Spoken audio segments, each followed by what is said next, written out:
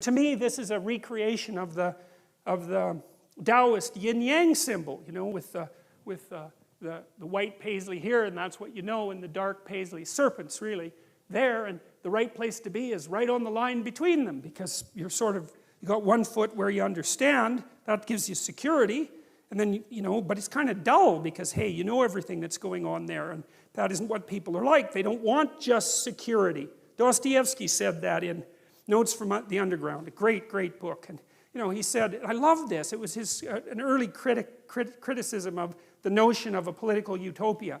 He said, look, if you gave people everything they wanted, they had nothing to eat but cake, and nothing to do but sit in warm pools and busy themselves with the continuation of the species. That was his lines.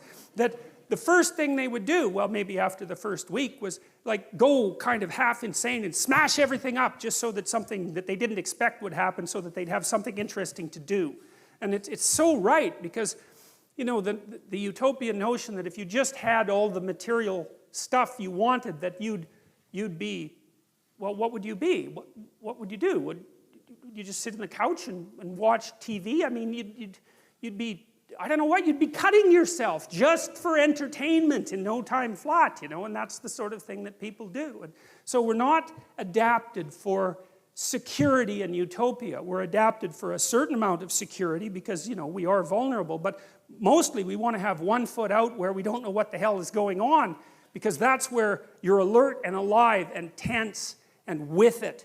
And you know, I believe this, and I believe it actually has something to do with the hemispheric structure of the physiology of your brain, is because the right hemisphere looks roughly adapted to what you don't know, and the left hemisphere, and this is an oversimplification, but a useful one, is adapted to the world that you do know, and the right place for you to be is halfway between them. Because that, and you can tell that, that's what's so cool, and this tells you that this is actually reality that's manifesting itself to you. You know, that sense of active engagement you have in the world when things are working well for you, you know, where you should be at the right time. You're alert and on top of things and engaged, and you don't have much of a sense of time, and the sense of the tragedy of life sort of recedes, and that's when you've got one foot where it's secure and one foot out in the unknown, and your brain signals to you that you're in the right place by making what you're doing meaningful. And that sense of meaning is actually a neurophysiological signal that you've got the forces of the cosmos properly balanced in your being at that moment. And that's why it feels so good. And then, well, what else could it possibly be? I mean, you know, our brain is capable of looking beyond our vision. That's what it's for. And that sense of engagement, there's no reason to assume that that's anything but a real signal. And you can reduce it. You could say, well, the problem with being where you know only is that you don't know everything. And that's going to be a problem in the future. And the problem with being where you know nothing is, that's just too much, man. Like, you know, you go into panic mode, and because anything can happen there and you can't handle it.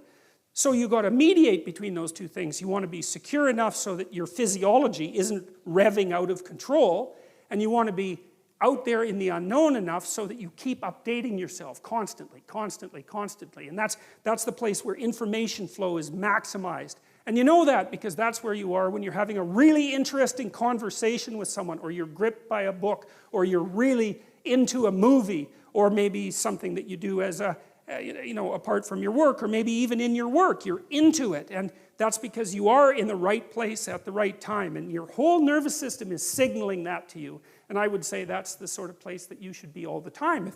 Of course you can't be, because no one's perfect, but that's the recreation of paradise on earth. It's something like it, because you are in the right place at the right time when that is happening, subject to certain, what would you say,